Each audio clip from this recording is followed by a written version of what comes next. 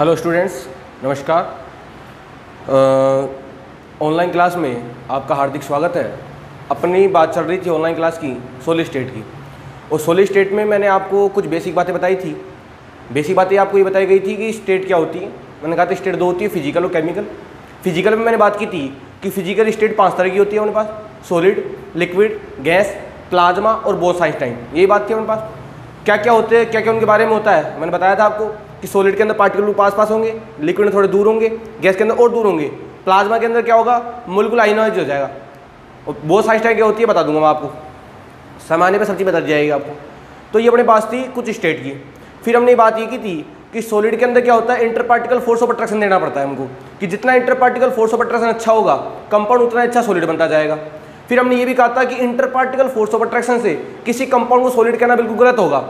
इसलिए हमने कहा था कि अब अगर आप किसी चीज़ को सॉलिड कह रहे हो तो आपको दो चीज़ देखनी पड़ेगी, एक तो inter particle force of attraction और दूसरी चीज़ देखनी पड़ेगी आपको अरेंजमेंट। ये बात थी हमारे पास कि पार्टिकल का जो अरेंजमेंट है किस प्रकार है, और अरेंजमेंट के आधार पर यानी व्यवस्था के आधार पर, अरेंजमेंट व्यवस्था ही होती है कि आपने क्या व्यवस्था की क्या नहीं की।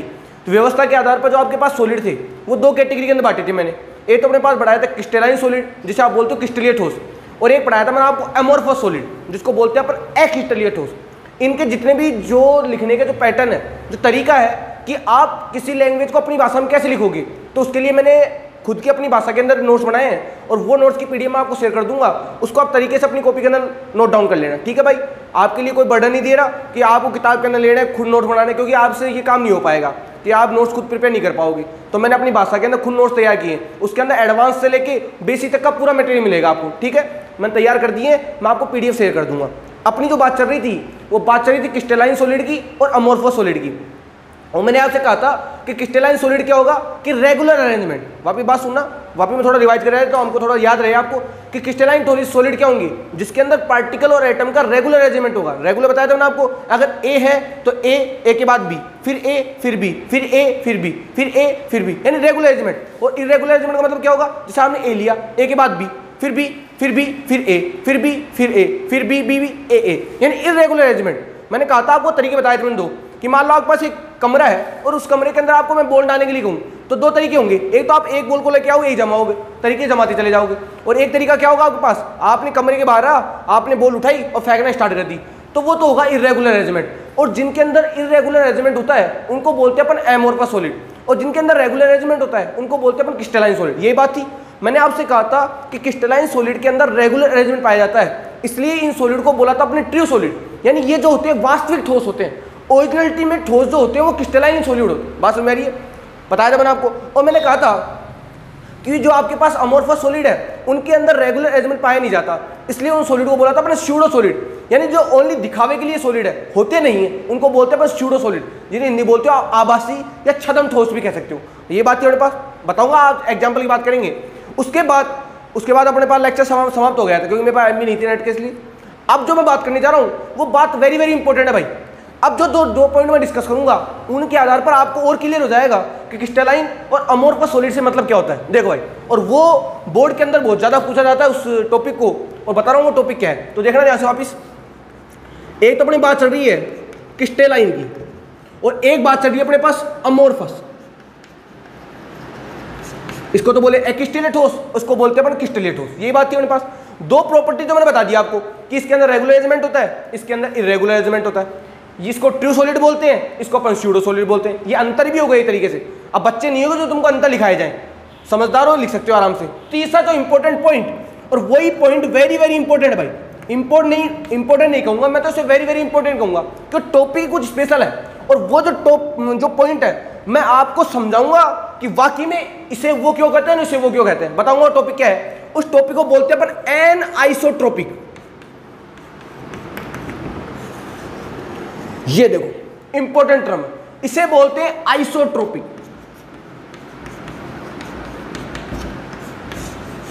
कई विद्यार्थी क्या करते हैं, अमोर्फस का ए समझ के इसे एन आइसोट्रोपिक कर देते हैं। ऐसा नहीं है भाई, जो अमोर्फस सॉलिड होगा वो होगा आइसोट्रोपिक। आइसोट्रोपिक को बोलते हैं हिंदी के अंदर समदैशिक। हिंदी में क्या बोलते हैं, समदैशिक। और एन आइसोट्रोपिक को हिंदी में बोलते हैं विषमदैशिक। इसे तो बोलते हैं विषमदैशिक और इसे बोलते हैं हम समदैशिक। ये तो एनाइसोट्रोपिक होते हैं और ये होते हैं समदैशिक। जैसे आपसे मैं पूछूं कि बताओ क्रिस्टलाइन जो सॉलिड है वो प्रकृति में कैसे होंगे, तो आप कहोगे सर वो एनआइसोट्रोपिक होंगे, विषमदैशिक होंगे वो। अरे टेंशन मतलब बता रहा हूँ विषमदैशिक क्या होता है, पहले आप समझो चीज को कि क्रिस्टलाइन सॉलिड क्या होते हैं, विषमदैशिक होते हैं, और जो अमोर्फस सॉलिड होते हैं वो क्या होते हैं, समदैशिक। अब मैं आपको समझाता हूँ कि विषमदैशिक का समदैशिक का बेसिक मीन है क्या। सुना बात ध्यान से, आप इन्हें विषमदैशिक क्यों बोलते हो और इन्हें समदैशिक क्यों बोलते हो, मतलब विषमदैशिकता और समदैशिकता से बेसिक मीन है क्या। किसे तो हम विषमदैशिक बोलेंगे और किसे हम समदैशिक, यानी किसे तो हम एनाइसोट्रोपिक बोलेंगे और किसे बोलेंगे आइसोट्रोपिक। बात सुना ध्यान से, मैंने आपको समझाया था कि क्रिस्टलाइन जो सॉलिड होता है उसके अंदर पार्टिकल का एक रेगुलर अरेंजमेंट होता है, उस अरेंजमेंट को आप चेंज नहीं कर सकते, क्योंकि अगर आपने अरेंजमेंट ही चेंज कर दिया तो फिर आपका क्रिस्टलाइन सॉलिड किस में चेंज हो जाएगा भाई, अमोर्फस सॉलिड में।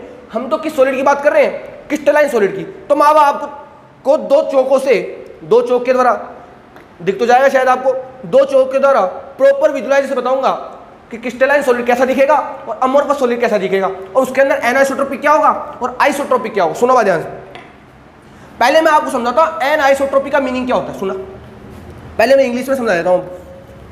इसका मतलब होता है different properties in different direction. एक लाइन में आपको रटने की आवश्यकता नहीं है, यह है इसका mean.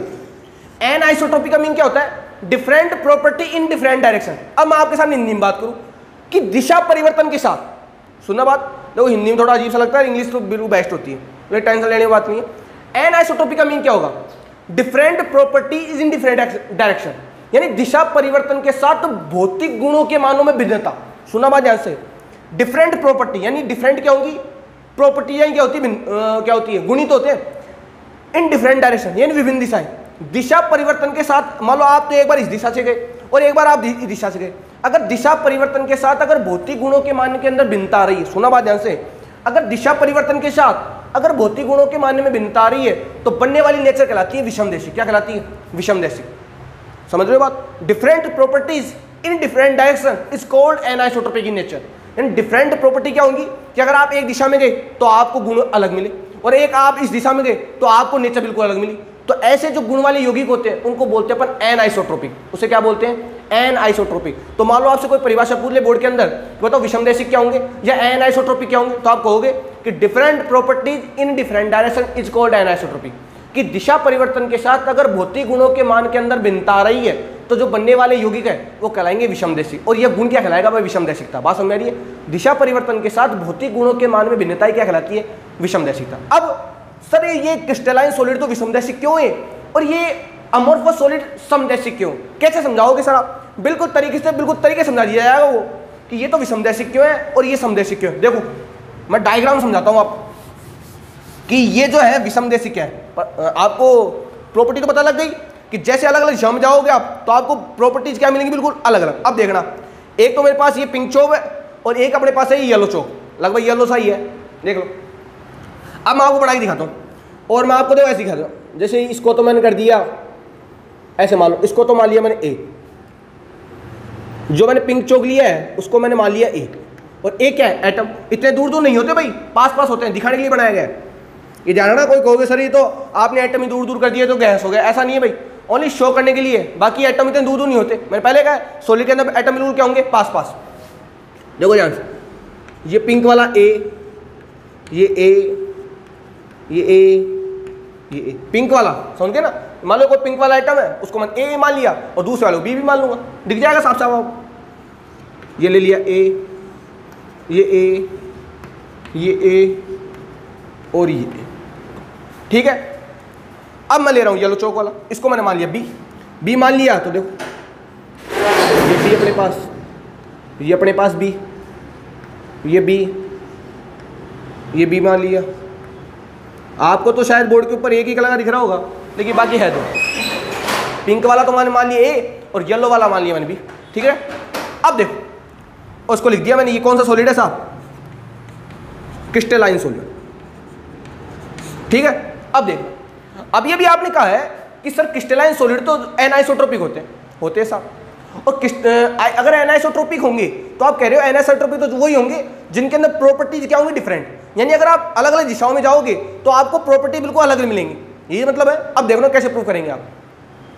Different properties in different direction. सुनना बात ध्यान से, सारी प्रॉपर्टी अलग होगी लेकिन अलग अलग दिशाओं में। बात समझ आ रही है? अब सुनना ध्यान से, अगर मान लो मैं इस दिशा में चलता हूं, सुनना बात ध्यान से, एक एक टॉपिक आपके क्लियर हो जाएंगे विद कॉन्सेप्ट, रटने की बिल्कुल आवश्यकता नहीं है आपको। अगर मान लो मैं इस दिशा के अंदर जाता हूं, तो अगर मैं इस दिशा के अंदर जाऊं तो देखो मैं डॉट डॉट लाइन दिखा रहा हूं, एक चौक ले लेता हूं, ये येलो वाला ले लिया भाई, ठीक है। इस दिशा में जा रहा हूं, किस दिशा में? इस दिशा में, देखा डॉट डॉट दिखा रहा हूं। अगर मान लो मैं इस दिशा के अंदर जाता हूं, देखना ध्यान से, अगर मैं इस दिशा के अंदर जाता हूं, इस दिशा के अंदर, तो मैं कहूंगा आपको सारे ए वाले एटम दिखेंगे। देखो ए ए ए ए ए, मान लो दिशा को मान लिया मैंने ए, और इसको मान लिया मैंने बी, कि मेरे पास कोई दिशा थी उसको मैंने मान लिया ए बी, यानी ए बी के ऊपर जाने पर आपको ओनली फॉर ओनली कौन से एटम मिले? ए। अब सारी एटम सेम है, बताओ प्रॉपर्टी सेम होंगी ही नहीं होंगी? इस दिशा की, इस दिशा की सारी प्रॉपर्टीज क्या होंगी? सेम। अब सुनो ध्यान, अब मान लो मैं ऐसे जा रहा हूं, कैसे? ऐसे देखो, अगर मान लो मैं ऐसे जाऊं,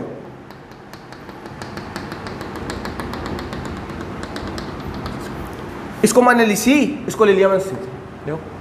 अगर मान लो मैं ऐसे गया तो देखो आप, अलग बात सुनो, ए उसके बाद बी, फिर ए फिर बी, फिर ए फिर बी, क्योंकि लैटिस का तो पता थोड़ी है, क्रिस्टल तो बहुत बड़ा होता है, बता दूंगा, सब आएगा, लैटिस आएगा, उसको समझा दिया है, वो बहुत बड़ा होता है भाई, आगे तक कोई अंत ही नहीं इसका। तो A B A B A B, जब आप ए बी दिशा के अंदर गए थे तो सारे एटम मिले थे आपको ए, जब आप सी डी के अंदर गए तो सारे एटम मिले आपको A B A B A B.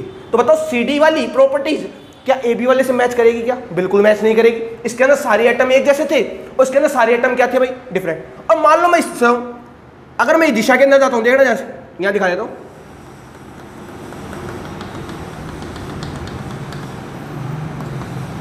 ये डब्बा ले लिया ई और ये ले लिया मैंने एफ। अगर मैं ई एफ दिशा के अंदर जाता हूं तो यहां बी फिर बी फिर B, only for B B, यानी जब आप ए बी में गए तो आपको ओनली केवल ए एटम मिला, जब आप सी डी के अंदर गिरे तो आपको A B A B A B A B मिला, जब आप ई एफ में गए तो आपको क्या मिला? Only B. बताओ इन तीनों दिशाओं में जाने पर, सुनना ध्यान से परिभाषा, अब परिभाषा पूरी फॉलो हो जाएगी। मैंने कहा था दिशा परिवर्तन के साथ भौतिक गुणों के मान में भिन्नता जो आती है उसको बोलते हैं अपन विषम दैशिकता। अब सुनो, जब आप ए बी दिशा के अंदर गए तो आपको भौतिक मान अलग मिले, जब आप सी डी के अंदर गए तो आपको प्रॉपर्टीज कुछ अलग मिली, जब आप ई एफ के अंदर गए तो प्रॉपर्टीज आपको अलग मिली। यानी जैसे जैसे आपने दिशाएं चेंज की वैसे वैसे बताओ प्रॉपर्टीज चेंज हुई कि नहीं? सुनो बात, जैसे जैसे एक बार दिशा ए बी थी, एक बार दिशा सी डी ली और एक बार दिशा आपने ई एफ ली, जैसे जैसे आपने दिशाएं चेंज कर दी आपको प्रॉपर्टीज पूरी क्या मिल गई? चेंज। तो मैंने कहा था अगर दिशा परिवर्तन के साथ अगर भौतिक गुणों के मानों में भिन्नता आपको दिख रही है, अरे प्रॉपर्टी चेंज हो जाएगी, मेरा एटम ही चेंज है तो प्रॉपर्टी चेंज होनी होनी है। अगर दिशा परिवर्तन के साथ भौतिक गुणों के मान के अंदर अगर भिन्नता आ रही है, बताओ विषमदैशिक बोलेंगे नहीं बोलेंगे? होंगे। तो मैं कहूँगा A B not equal to C D not equal to E S, बताओ बात समझ आएंगे? बताओ विषमदैशिक होंगे ही नहीं? अगर आपसे कोई कह दे कि प्रूव करो कि क्रिस्टलाइन सॉलिड जो होते हैं एनआइसोट्रोपिक होते हैं, तो आप प्रूव कर दोगे इस डायग्राम को बना के कि सर देखो हम जब ए बी के अंदर गए तो हमको केवल ए वाले एटम मिले, जब हम सी डी में गए तो हमको ए बी वाले एटम मिले, और जब हम ई एफ में गए तो ओनली हमको बी वाले एटम मिले। इस डायग्राम से साफ साफ पता लग रहा है कि इन तीनों डायरेक्शन के अंदर इस सॉलिड की प्रॉपर्टी तीनों अलग अलग होंगी। और आपने कहा था कि अगर डिफरेंट प्रॉपर्टीज आ रही है डिफरेंट डायरेक्शन के अंदर, तो ऐसी जो नेचर है उसको बोलते हैं एनआइसोट्रोपिक। तो बताओ क्रिस्टलाइन सॉलिड एनआइसोट्रोपिक होंगे ही नहीं होंगे? होंगे कि नहीं होंगे? बात समझ में आ गई है मेरे काम? क्लियर है? फिर भी कोई डाउट है तो आप पूछ सकते हो, लेकिन मेरे ख्याल से कोई डाउट होने का चांस बिल्कुल भी नहीं है। देख लो, मैंने आपको डायग्राम समझा दिया है कि ए बी के अंदर गए तो केवल ए वाले एटम मिले, सी डी के अंदर गए तो आपको ए बी वाले मिले, और जब आप ई एफ में गए तो आपको ओनली फॉर बी टाइप के एटम मिले। तीनों दिशाओं में जाने पर आपको एटम का अरेंजमेंट बिल्कुल अलग अलग मिला, जबकि सोचो हमने अरेंजमेंट बिल्कुल सेम किया था लेकिन प्रॉपर्टी तीनों के अंदर डिफरेंट हो गई। तो ऐसी जो नेचर होती है उसको बोलते हैं अपन एनआइसोट्रोपिक। गड़बड़ मत कर देना एग्जाम में, कहीं आपसे पूछे क्रिस्टलाइन सॉलिड क्या होते हैं और आप आइसोट्रोपिक चिपका के दो, तो क्रिस्टलाइन सॉलिड एनआइसोट्रोपिक होते हैं इन नेचर के अंदर। बात समझ में आ गई? अब अमोर्फस सॉलिड, अब सुनो, अमोर्फस सॉलिड में क्या कर लोगे आप? मैंने कहा था अमोर्फस सॉलिड के अंदर कोई अरेंजमेंट ही नहीं है। आपको जाओगे जहां पे ए भी मिल जाएगा, आपको बी भी मिल जाएगा, फिर आपको बी भी मिल जाएगा, आपको ए भी मिल जाएगा। मैं कहूँगा आप चाहे किसी भी दिशा के अंदर मूव करो, आपको सब जगह एक ही व्यवहार मिलेगा। जैसे मैं बात करूँ, आप कभी स्टेशन पे जाओ और स्टेशन पे आप जाओगे, जब जाते हो आप स्टेशन पे, आप देखते हो कि वहाँ पे मतलब बॉयज़ भी दिखेंगे, गर्ल्स भी दिखेंगे, पेरेंट्स भी दिखेंगे, बड़े बुजुर्ग सब दिखेंगे आपको। मतलब आप जिधर भी देखोगे ना आपको प्रॉपर्टी बिल्कुल इक्वल मिलेगी, वहाँ चेंज नहीं मिलेगा आपको कि यहाँ लड़के लड़कियाँ अलग खड़ी हुई है, लड़के लड़के अलग हुआ है। अलग खड़े हुए हैं, ऐसा होगा क्या? बिल्कुल नहीं होगा। तो ऐसे सॉलिड क्या कहलाएंगे अपने पास? Amorphous solid. बात समझ में आ गई होगा आपको? जैसे आप जब भीड़ वाले इलाके में जाते हो तो वहाँ पे सबको गर्दन ही गर्दन दिखती है, अब उसके अंदर बॉयज भी होंगे, गर्ल्स भी होंगे, बड़े भी होंगे, बुजुर्ग भी, सब होंगे। तो बताओ अमोर्फस होगा। आप चाहे इधर धक्का खाओ चाहे इधर धक्का खाओ, आपको प्रॉपर्टी बिल्कुल सेम सी मिलेगी। लेकिन अगर आपने देखा हो परेड जब होती है, देखा होगा आपने परेड जब होते हैं, परेड नहीं देखी क्या? 15 अगस्त 26 जनवरी में परेड होती है, उसके अंदर प्रॉपर्टी बिल्कुल सिंपल होती है। जैसा सब है, जैसे मान लो एक अगर ऐसे है तो सारों के हाथ ऐसे ही रहेंगे। तो मैं कहूँगा आप किसी दिशा में देखो, आपको एक लाइन के अंदर प्रॉपर्टी सेम मिलेगी। लेकिन अगर आप इधर से देखोगे तो आपको प्रॉपर्टी डिफरेंट मिलेगी। बताओ वो क्रिस्टलाइन सॉलिड होंगे ही नहीं होंगे। बात समझ में आ गई है आपको शायद? तो अमोर्फस सॉलिड तो क्या होती है? समदेशी। इसका मतलब क्या होता है? Same properties in different direction. इसका मतलब क्या होगा? आइसोट्रोपिक का मीनिंग क्या होता है? आप किसी भी दिशा में जाओ आपको सारी प्रॉपर्टी बिल्कुल सेम टू सेम मिलेगी। ऐसी नेचर वाले कंपाउंड को बोलते हैं अपन आइसोट्रोपिक, उसको बोलते हैं अपन अमोर्फस सॉलिड। बात समझ रही? यहां तो होगी, इसको हिंदी में क्या बोलेंगे? दिशा परिवर्तन के साथ, दिशा परिवर्तन के साथ भौतिक गुणों के मान में समानता। समानता आएगी तो कहलाएगी समदेशिक, और असमानता आ रही है उसे बोलेंगे अपन विषमदेशिक। बात समझ में आ गई होंगी आपको शायद? ये इंपॉर्टेंट गुण था, एनाइसोट्रोपिक और आइसोट्रोपिक। बात समझ में? अगर आपसे कोई पूछ ले कि विषमदैशिक क्या होते हैं तो आप कह दोगे कि different property in different direction, यानी दिशा परिवर्तन के साथ भौतिक गुणों के मान के अंदर भिन्नता आती है, उसको विषमदैशिक बोलते हैं। और समदैशिक क्या होंगे? दिशा परिवर्तन के साथ भौतिक गुणों के मान में समानता, यानी same property in different direction, it's called isotropic. बात समझ में आ गई होगी आपको? तो अमोर्फस सॉलिड होते हैं आइसोट्रोपिक, और जब अपने पास क्रिस्टलाइन सॉलिड होते हैं वो होते हैं अपने पास एनाइसोट्रोपिक। कोई डाउट? मेरे ख्याल से कोई डाउट होने की चांस बिल्कुल भी नहीं है। तरीके समझा दिया गया है आपको। एक इंपॉर्टेंट पॉइंट और है भाई, और वो पॉइंट में मैं आपको तरीके से एग्जांपल समझा दूंगा और समझ में भी आ जाएगा आपको। इसके बाद एक दूंगा आपको एग्जांपल, देखा आप सोच के बताना मेरे को, देखा तुम कर सकते हो नहीं कर सकते हो, कि तुमने रटा है किताबों को, रटना अपन को बिल्कुल भी नहीं है। लास्ट पॉइंट 4, ये भी अपने आप में इंपॉर्टेंट पॉइंट है, क्योंकि ये जो पॉइंट है थर्मोडायनेमिक्स से लिया गया भाई, ऊष्मागतिकी से पढ़ाया जाता है आपको 11th के अंदर। एक चैप्टर चलता है ऊष्मागतिकी, बच्चे वो डरते हैं उस चैप्टर से। अच्छा चैप्टर भी है, डरने लायक चैप्टर तो खैर है नहीं, लेकिन बच्चे डरते हैं उससे थर्मोडायनेमिक्स से, और वहाँ से पॉइंट उठाया गया है। कहते हैं अपने पास दो सॉलिड थे, अपने पास एक तो अपने पास क्रिस्टलाइन सॉलिड था और एक अपने पास था अमोर्फस सॉलिड। दो सॉलिड थे, एक तो अपने पास क्रिस्टलाइन सॉलिड था और एक अपने पास था अमोर्फस सॉलिड। अभी भी मैंने आपको बताया 3 प्रॉपर्टी पढ़ चुके हम क्रिस्टलाइन अमोर्फस की। कौन कौन सी? रेगुलर अरेंजमेंट होता है, और अमोर्फस में क्या होता है? Irregular arrangement. उसे बोलते हैं ट्रू सॉलिड और अमोर्फस को बोलते हैं स्यूडो सॉलिड। हमने कहा था क्रिस्टलाइन सॉलिड वो एनाइसोट्रोपिक होते हैं और ये आइसोट्रोपिक होते हैं। अभी पढ़ाया आपको। लास्ट पॉइंट क्या है सुना ध्यान से, मैं बात कर रहा हूँ मेल्टिंग पॉइंट की, इसको बोलते हैं गलनांक। जानते हैं आप मेल्टिंग पॉइंट को क्या बोलते हैं? गलनांक। इनके जो मेल्टिंग पॉइंट होते हैं, मेल्टिंग पॉइंट जो है वो शार्प होते हैं। शार्प बोलते हैं, हिंदी में बोलते हैं इसको तीक्ष्ण, कि इनके जो गलनांक होते हैं वो तीक्ष्ण होते हैं। अब तीक्ष्ण कुछ अटपटा सा लगता है, शार्प बोला करो, थोड़ा सा इंग्लिश यूज किया करो, कि इनके जो मेल्टिंग पॉइंट होते हैं वो शार्प होते हैं। अब कहो सर ये क्या है, तीक्ष्ण क्या है, शार्प, समझ में नहीं आई बात, समझ जाओगे, रुक जाओ एक मिनट। इनके मेल्टिंग पॉइंट होते हैं शार्प, और इनके जो मेल्टिंग पॉइंट होते हैं किनके? अमोर्फस सॉलिड के, वो होते हैं इन रेंज। रेंज जानते हो? रेंज जैसे आप कपड़े की दुकानों में गए होंगे तो आपको वैरायटी दिखाता है, ये जींस इतने की, ये जींस इतने की, ये जींस 400 की, 500 की, 600 की, 700 की, 800 की। वो तो क्या है? वो रेंज ही तो है भाई। 400 से लेके 800 तक की आपको रेंज दिखाती है उसमें। ये 400, ये 450, ये 850। और मान लो अगर आप ब्रांडेड को शोरूम के अंदर गए, उसने कहा भाई मेरे पास तो 500 की ही पैंट है, चाहे तू कोई सी पैंट देख ले, मेरे पास ओनली 500, तो बताओ उसकी वैल्यू फिक्स हुई कि नहीं? तो होगी फिक्स वैल्यू। और एक पास होगी रेंज, जो 400 लेके 800, उसको बोलते हैं रेंज। बात समझ आ गई होगी आपसे? अब सुनो ध्यान से, मैं बात कर रहा था क्रिस्टलाइन सॉलिड की और मैं बात कर रहा था अमोर्फस सॉलिड की। तो मैंने कहा था क्रिस्टलाइन सॉलिड के अंदर जो आपके मेल्टिंग पॉइंट होंगे वो शार्प होंगे, जबकि अमोर्फस सॉलिड के अंदर जो मेल्टिंग पॉइंट होते हैं वो रेंज के अंदर होते हैं। सर कैसे प्रूव करोगे आप? अब देखो एग्जांपल समझाता हूं आपको कि क्रिस्टलाइन सॉलिड के मेल्टिंग पॉइंट शार्प कैसे हैं। क्रिस्टलाइन होंगे, रेगुलर अरेंजमेंट होगा। फॉर एग्जांपल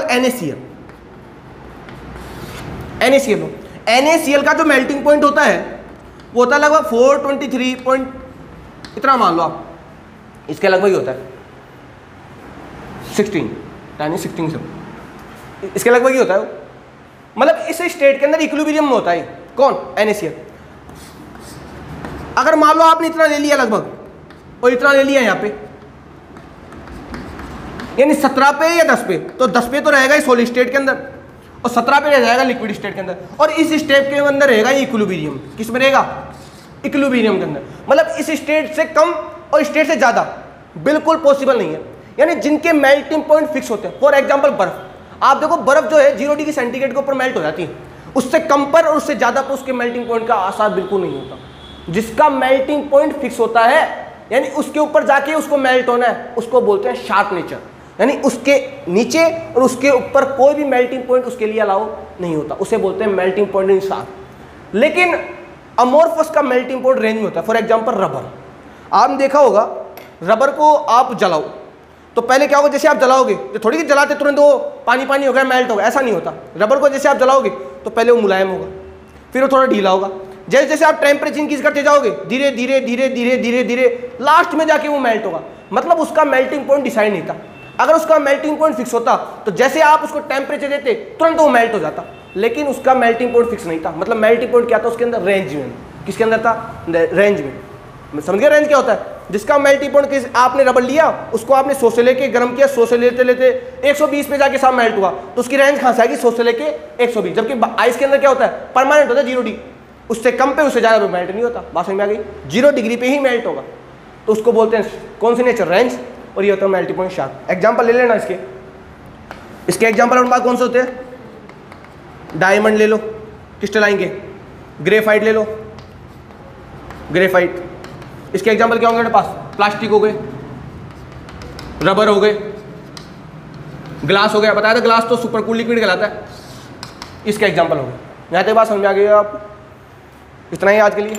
अब मैं पढ़ाऊंगा आपको टाइप्स ऑफ क्रिस्टलाइन सॉलिड, लेकिन उससे पहले एक चीज़, उससे पहले टॉपिक पढ़ाऊंगा मैं आपको, पढ़ाया नहीं जाता आपको ना, आपकी बुक के अंदर दिया जाता है कि क्रिस्टलाइन सॉलिड को तो अमोर्फस में और अमोर्फस सॉलिड को क्रिस्टलाइन सॉलिड में भी क्या चेंज किया जा सकता है, हाँ या ना? इसका आंसर बताओगे आप मेरे को कि क्या क्रिस्टलाइन सॉलिड को हम अमोर्फस सॉलिड में या फिर अमोर्फस सॉलिड को हम क्या क्रिस्टलाइन सॉलिड के अंदर चेंज कर सकते हैं क्या? ये क्वेश्चन आपके लिए दिया जा रहा है। आप थोड़ा पता लगाना, पता लगा के मेरे को बताना आप कि सर वाकई में क्रिस्टलाइन सॉलिड को अमोर्फस सॉलिड के अंदर और अमोर्फस सॉलिड को क्या क्रिस्टलाइन सॉलिड के अंदर परिवर्तित किया जा सकता है क्या? फिर मैं अब जो नेक्स्ट लेक्चर होगा वो इसी के ऊपर बेस होगा। मिलते रहिए, देखते रहिए केमिस्ट। ठीक है, धन्यवाद।